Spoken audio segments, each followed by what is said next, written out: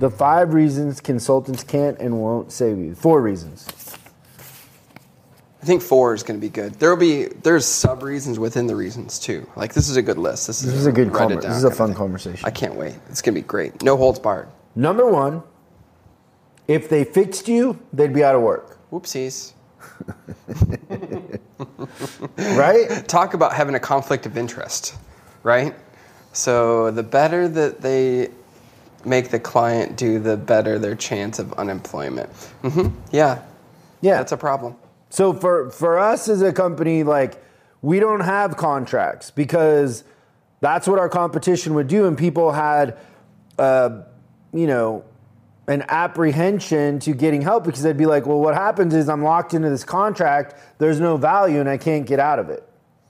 And so if they have a long-term contract, if they're trying to tie you up for a year or two, they're probably not any good. If we aren't earning your business, we don't want your business. That's right. That's it. If we're not providing value, you could walk away.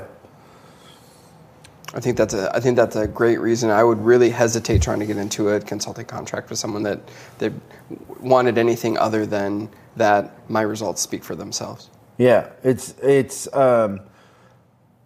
funny, but I worked for a consulting company really early on, and that was their whole thing, is they would spin plates. They called it spinning plates. But they would try to spin as many plates as they could to always keep you feeling like you were never good enough or never fixed, that you always needed more. And then they would also bring up these subjects that they would make a huge deal out of, like proficiency. Like, I remember, like, proficiency was like all they would talk about, which it never made any sense to me because it didn't help anybody. I was just like with the technicians, right? So I know in the truck world, proficiency means efficiency. So let's just define the difference between proficiency and efficiency. So efficiency is if there's 8 hours in a day and the technician flags 8 hours, he's 100% efficient. They would get into this whole thing about efficiency versus proficiency, and proficiency was how long the technician was clocked on an RO, because that showed how long they were standing at parts, how long they were taking a break, how long it took them to pull a car in and out. But none of that really made sense. And I don't know how many times after I left that consulting company and I went back into their clients on my own, and the shop would be like, I remember this once. I'm not joking, Christian. The place was losing money, and the shop was 120-something% proficient, and it was 80% efficient. Right.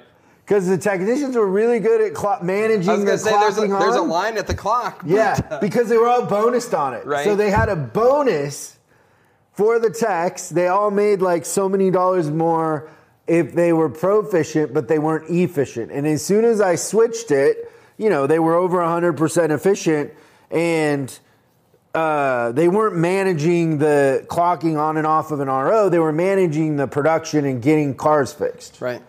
Even clocking on and off a job by definition is inefficient because they're not working. But we used to argue about that because I would tell them, like, that's not the best thing for the client. And they were like, yeah, but it's a new thing, and they thought it was like there were a couple things like that. Like, they would try to get rid of the back parts counter, which I thought was funny. Also, something you and I were talking about earlier about putting a kiosk. Yeah. So they would spend months like planning out putting a parts kiosk in the shop. So they would have a parts person in the shop, and I did it 3 times. So in 3 different service departments, I put a parts person at a kiosk. It's funny because the dealers would go to their 20 group and they'd be bragging to everybody like, oh yeah, we closed our back parts counter and we have a parts person actually in the shop. And I don't know why, but for me, like, I always go to this weird place where I'm like, well, I'm just curious, like, what has happened to our efficiency? And the efficiency, every time I did it, went down about 5%. It's weird, right? It's not weird though. It makes total sense because like I kind of looked into it.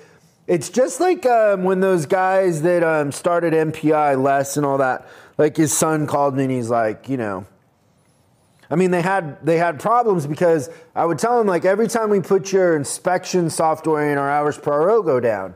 And I figured out why, and I told him, I go, if you want to pay me, I'll fix it for you, but there's glitches in your system in the process. You don't understand really what's going on. But having a parts person at a kiosk, they don't have parts. And so when you have a back parts counter, a lot of times techs walk up, they can hand them the filter, the thing, the fast moving stuff. When they have to type it in and then a parts runner goes and gets it, it isn't any quicker. No. It's not any quicker than the tech just ordering it from his stall. And most of the time what those parts guys would end up doing is just BSing with the techs and talking.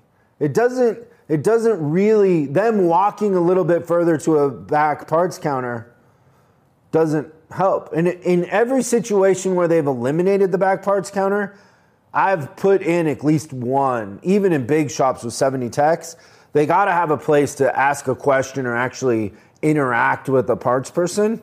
Right. So, you know, if you can get a shop to 80, 90% ordered through the computer, that's pretty good. But there is a 10 or 15% anomaly that you're hurting the efficiency in the shop if you don't have some sort of parts counter that they can go to. Yeah, I will say that I think that the technology is getting better in terms of what the techs can request from the parts department. So there is a little bit less face-to-face. It just isn't completely eliminated, I don't think. And I just think that there's a lot to the parts department supporting the shop productivity. I just think the lesson in that is I was actually looking at the results, and they were so caught up in this new thing that everybody, you know, consultants like, we'll come in and we'll set up this thing. And people are like, oh, it makes sense that if you had parts people in the shop, then there would be better interaction between parts. And you make this weird connection like, oh, that would work. But nobody tests it out to see if it actually works. They're just paying consultants, just like they pay consultants to come out and do these quick lubes. Consultants come out, we want 2 techs to a stall. These kids are going to do oil changes in 15 minutes. It's like, well, the cost doesn't outweigh the investment. Like, you can do an oil change in 17 minutes or in, 12 minutes with 2, but it doesn't really add up. When you do the math, spinning plate, though. Oh, that's something to talk about for a long time. Oh, people love it, but the numbers don't work, and it's not effective. And you have your least talented people touching the most cars. Right, and 2 at a time. Yeah. So then there's an accountability issue within the actual car that's being worked on who did what, right? It's a much bigger thing, but consult away. Okay, number 2 is most of the time consultants are between jobs. So I always have this joke like, what's a consultant? It's somebody in between jobs. And they've never really accomplished anything professionally themselves. Yeah. So we're in the process of growing, right? So I'm doing a lot of interviews and stuff like that. And I would say that's the most common thing that I get for applicants. I don't interview those people, but the most common thing I see is people between jobs. Oh yeah, like the team we have, like everybody's a rock star. Yeah. But it's hard to get on it, but... Yeah. No, they've accomplished amazing things, so they don't have the idealized version of things. Because I think when you have never accomplished something yourself, your mode of communicating is to communicate an idealized version of something because you've never actually done it. Yeah. And you have a different respect for things when you've actually done it because it's harder than you think. Yeah. And our coaches are It's not easy. Yeah, our coaches are looking for something different than a lot of consultants, right? Like they're heavily vested in the results of the client is what I would say. Well, that one's coming up. I got ahead of myself. Sorry. Coming up. Yeah, but I would say that it's a big difference. Thanks so much for watching this clip of Service Driving Revolution. We're uploading new stuff every day, so make sure you subscribe and click the bell icon so you don't miss out. If you have a question you'd like us to answer on the show, call 8333-ASK-SDR and we'll answer your question on the show. That's 8333-ASK-SDR.